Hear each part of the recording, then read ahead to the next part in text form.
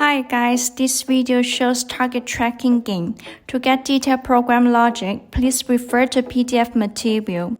In this video, I just show you how to start target tracking through command. Before operation, you need to adjust deviation of pen tool according to previous video. After that, access system desktop Y VNC. For how to operate, please check specific video.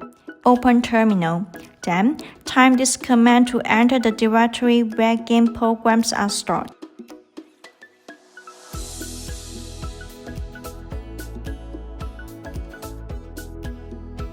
Keep going, input this command and press enter to start the game.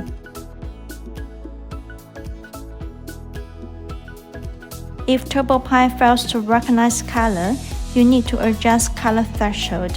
Color threshold adjustment video can show you how to operate.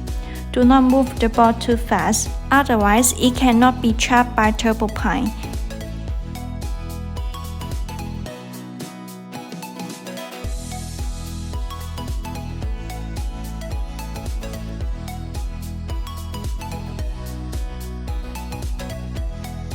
If you need to close this game, return back to terminal and press Ctrl+C.